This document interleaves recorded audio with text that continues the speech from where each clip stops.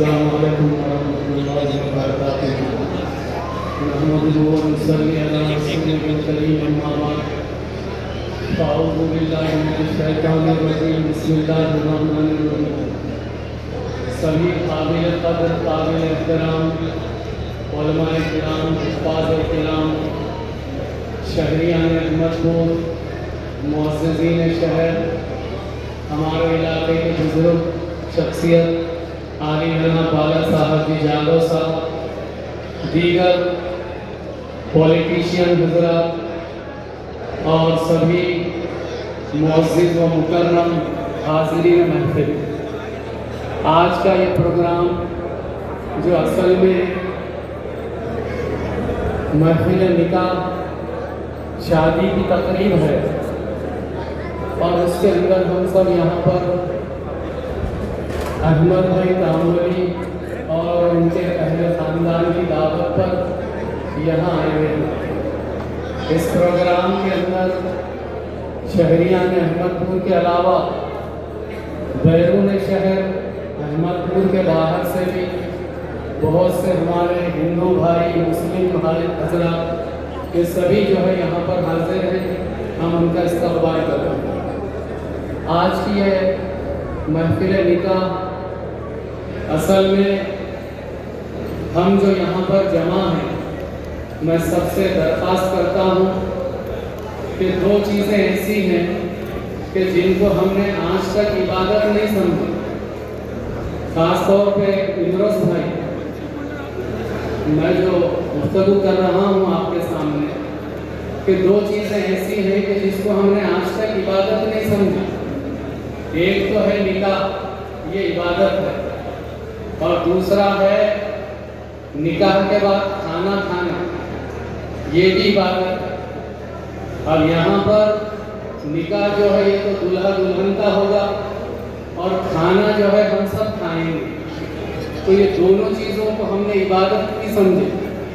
بلکہ ہم نے اسے ایک رسم اور ایک مشغلہ اس طرح سے ہم نے اس کو سمجھا، جبکہ اللہ تعالیٰ نے نکاح کو جو ہے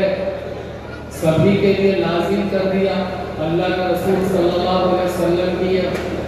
سنت ہے کہ تقریباً سبھی نبیوں نے نکاح کیے ہیں، چندے کو چھوڑ کر ہر نبی نے جو ہے نکاح کیا، تو ہم کو معلوم ہونا چاہیے کہ نکاح جو ہے ایک عبادت ہے، اور کھانا کھانا بھی ایک عبادت ہے۔ اب اسلام کے اندر بہت سی عبادتیں ایسی ہیں کہ نماز ایک عبادت ہے، روزہ ایک عبادت ہے، زکوٰۃ ایک عبادت ہے، اور حج ایک عبادت ہے، جو ابھی ایک مہینہ پہلے بہت سے ساری دنیا سے حاجی حضرات مکہ جا کے حج کر کے آئے ہیں۔ تو اس کا میں مختصر سا آپ کے سامنے خاکہ رکھنا چاہتا ہوں کہ نماز جب شروع ہوتی ہے تو نماز کے اندر جب آدمی داخل ہوتا ہے تو بات چیت نہیں کر سکتا، بلکہ جو ہے نماز کے اندر آدمی جو ہے اللہ کے سامنے ٹھہرتا ہے، اور بغیر بات چیت کیے کے بعد طہارت باوضو روزہ شروع ہو جاتا ہے، اور افطار کے ساتھ جو ہے روزہ ختم ہو جاتا ہے۔ وہ عبادت ختم ہو گئی، نماز بھی جو ہے آپ پڑھ لیے، دو چار رکعت وہ بھی ختم ہو گئی۔ اس کے بعد ہے زکوٰۃ۔ اگر اللہ نے کسی کو مال دیا ہے، وہ صاحب نصاب ہے، اس نے جو ہے زکوٰۃ کسی کو پہنچا دی، تو زکوٰۃ دینے کے بعد اس کی عبادت وہ بھی ختم ہو گئی۔ اس کے بعد ہے حج۔ اگر کوئی اللہ کا بندہ مکہ مکرمہ جاتا ہے حج کے لیے، تو حج کے شرائط میں سے ہے کہ احرام باندھ کر آدمی حج کو جاتا ہے۔ اب جب اراکین حج پورے ہو جاتے ہیں، ارکان حج پورے ہو جاتے ہیں، احرام کھل جاتا ہے، تو اس کی عبادت ختم ہو جاتی ہے۔ لیکن نماز، روزہ، زکوٰۃ، حج کے علاوہ نکاح ایک ایسی عبادت ہے کہ جو ایجاب و قبول کے ساتھ ہی شروع ہو جاتی ہے، اور موت تک جو ہے باقی رہتی ہے، بلکہ اگر میاں بیوی دیندار ہیں، متقی ہیں، پرہیزگار ہیں، اللہ سے ڈرنے والے ہیں، تو یہ قیامت تک بلکہ جنت میں بھی یہ رشتہ باقی رہتا ہے۔ اور نکاح کے اندر جو ہے ایجاب و قبول کرنے کے بعد جب آدمی اپنی بیوی سے بات کرتا ہے، آرام کرتا ہے، اس کے ساتھ کھانا کھاتا ہے، اس کے ساتھ اچھا برتاؤ کرتا ہے، تو یہ سب چیزیں جو ہے اسے عبادت کے درجے میں مل جاتی ہے، اس کے اوپر اسے ثواب ملتا ہے۔ تو ہم کو اس چیز کو سمجھنے کی ضرورت ہے کہ نکاح جو ہے ایک عبادت ہے، لیکن دیکھنے میں یہ آتا ہے کہ ہم جب ایسی مجلسوں میں آتے ہیں تو ہم بات چیت کے اندر مصروف ہو جاتے ہیں، لہو لعب کے اندر مصروف ہو جاتے ہیں، ہنسی مذاق کے اندر مصروف ہو جاتے ہیں۔ اگر خدا نہ خواستہ کوئی آدمی نماز کے اندر سگیاری کھانے لگے، آم کھانے لگے، سگریٹ پینے لگے، تو اس کی نماز رہے گی کیا؟ نماز نہیں رہے گی، کیونکہ ایک فرض ہے اور اس کے اندر کچھ چیزوں کی اللہ نے جو ہے پابندی لگا دی کہ آپ نماز کے اندر احکام آ کے ہنس نہیں سکتے، آپ کوئی چیز کھا نہیں سکتے، کسی سے گفتگو نہیں کر سکتے، آپ اگر یہ کام کریں گے تو آپ کی نماز ختم ہو جائے گی۔ روزے کے اندر اگر آپ کوئی چیز کھا لیے جان بوجھ کر اکیلے میں جا کے تو آپ کا روزہ ٹوٹ جاتا ہے۔ لیکن نکاح کو ہم نے اس درجے میں نہیں رکھا، ہم نے نکاح کو عبادت سمجھے ہی نہیں، ایک چند چیزوں کا مجموعے کا نام ہم نے نکاح اور شادی کو بنا دیا کہ کچھ لوگوں کو جمع کرنا اور جو ہے اس کے اندر کوئی جو ہے سجاوٹ ڈیکوریشن کرنا، دھوم دھڑاکا کرنا، یہ نکاح نہیں ہے، بلکہ نکاح جو ہے مستقل عبادت ہے۔ جیسا نماز کے اندر اگر آدمی کوئی کھانا کھا لے، سبیاری کھا لے، پان کھا لے تو نماز اس کی ختم ہو جاتی ہے، ویسا اس مجلس کے اندر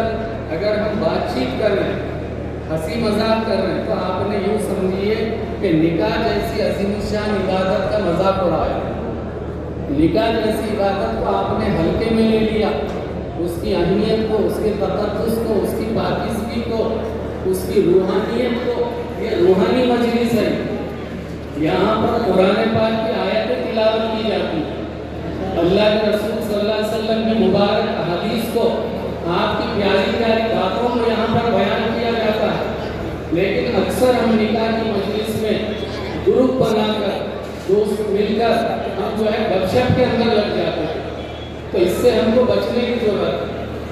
اگر ہم اس کو عبادت سمجھتے ہیں، روحانی مجلس سمجھتے ہیں اور یہاں پر اللہ کے انوارات اور برکات کرتے ہیں، تو اس لیے ہم کو زیادہ سے زیادہ وقت یہاں پر خاموشی کے ساتھ نکاح کے فضائل، اس کے آداب، اس کے جو ہے طور طریقے، اس کو کس طرح سے اپنے زندگیوں میں لانا ہے، عمل کرنا ہے۔ نکاح کوئی معمولی چیز نہیں ہے، بلکہ انسان کی زندگی کا ایک ٹرننگ پوائنٹ ہے۔ اس کے لیے ماں باپ ارمان رکھتے ہیں، ایک لڑکا ایک لڑکی کے ارمان اس سے جڑے ہوئے ہوتے ہیں۔ لڑکا چاہتا ہے کہ مجھے نیک، دیندار، متقی، پرہیزگار بیوی ملے، دلہن یہ چاہتی ہے، لڑکی یہ چاہتی ہے کہ مجھے اچھے کیریکٹر کا دلہا ملے، نیک خصلت، حلال کمائی کمانے والا دلہا ملے، نہ کہ ادھر ادھر سے کسی کا گلا دبا کر، گلا گھونٹ کر ناجائز کمائی لا کے کھلانے والا دلہا ملے۔ تو لڑکے کی بھی خواہش ہوتی ہے، لڑکی کی بھی خواہش ہوتی ہے کہ مجھے بیوی نیک ملے، مجھے دلہا جو ہے نیک ملے، کیریکٹر والا ملے۔ تو اس کے لیے ماں باپ کی ذمہ داری ہے کہ ہم ایسے رشتوں کا، ایسے لڑکے کا، ایسے لڑکی کا انتخاب کریں، ایسے دلہا اور دلہن کا جو ہے ہم سلیکشن کریں کہ جو اللہ سے ڈرنے والے ہیں، جو نبی علیہ السلام کے طریقوں کو اپنی زندگی میں لینے والے ہیں، جو پرہیزگار ہوں، جو متقی ہوں، جو ادب قاعدے کو جانتے ہوں، جو بڑوں کی عظمت اور وقار کا خاص لحاظ رکھنے والے ہوں، جو چھوٹوں کے اوپر شفقت کرنے والے ہوں۔ اس کی اہمیت ہے نکاح کے اندر۔ اگر نکاح صحیح طریقے سے ہوتا ہے، مسنون طریقے سے ہوتا ہے، نبی علیہ السلام کے طریقوں کے مطابق ہوتا ہے، تو ایسے نکاح کے اندر پھر برکات آتی ہے، پھر ہونے والی اولاد جو ہے اللہ پاک نیک پیدا کرتے ہیں۔ آج دنیا کے اندر سب سے بڑا مسئلہ ہے کہ انسان بگڑا ہوا پیدا ہوتا ہے۔ بگڑا ہوا سے مراد کیا ہے؟ شکل، صورت، ہاتھ، پیر سب برابر ہے، لیکن کیریکٹر لیس ہے آ جاتا ہے۔ بڑے بڑے حکومتوں کے پریزیڈنٹ کو دیکھو، بڑے بڑے حکومتوں کے پرائم منسٹر کو دیکھو، اور کہیں پر بھی آپ نظر ڈالیں گے تو کیریکٹر دور دور نظر نہیں آئے، ایمانداری ختم ہو گئی، اخلاق ختم ہو گئے،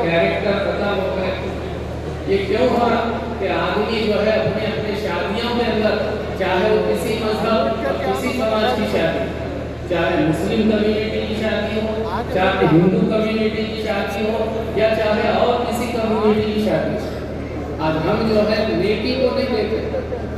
اخلاق کو نہیں دیکھ رہے، کیریکٹر کو نہیں دیکھ رہے، مال دولت، پوزیشن، اسٹیٹس، پراپرٹی، اس کو دیکھ کر شادیاں ہو رہے ہیں۔ تو جب یہ چیزیں زندگی میں آتی ہیں تو اس کے اثرات جو ہے پیٹ کے اندر پلنے والے بچے کے اوپر آتے ہیں۔ اس واسطے بڑے بڑے اللہ والے علماء کرام جو دین کے بڑا سمجھ اور فہم رکھنے والے بڑے بڑے اللہ والے، ان کا کہنا ہے کہ اگر آپ کو نیک اولاد چاہیے تو اس کا جو آغاز ہے، اس کی جو شروعات ہے، ماں کے پیٹ سے شروع ہے۔ کہ ماں جب حمل سے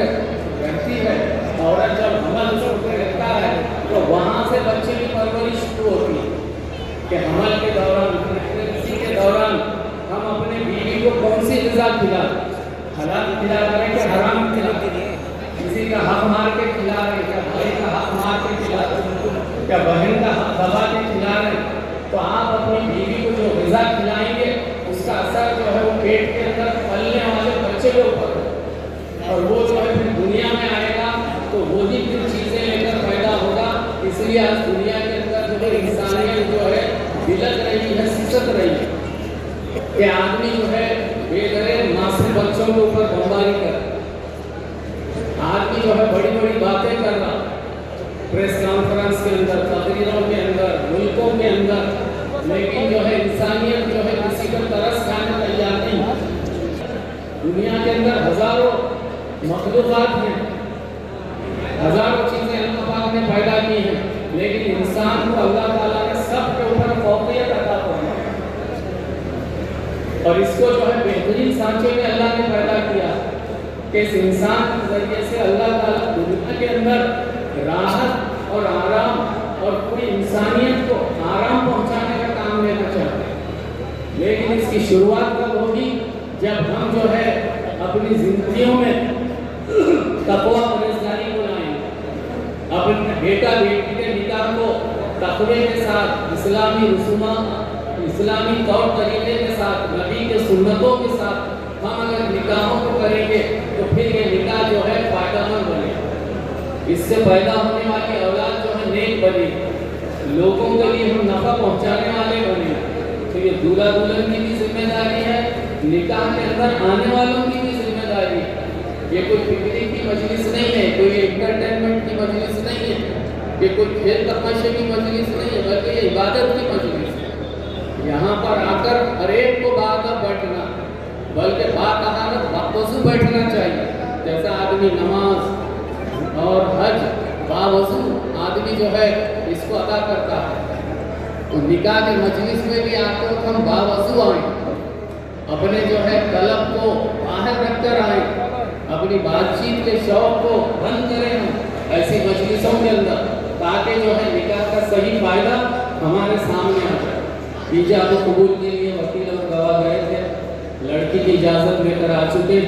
اور انشاءاللہ ابھی حافظ غالب صاحب خطبہ نکاح پڑھیں گے۔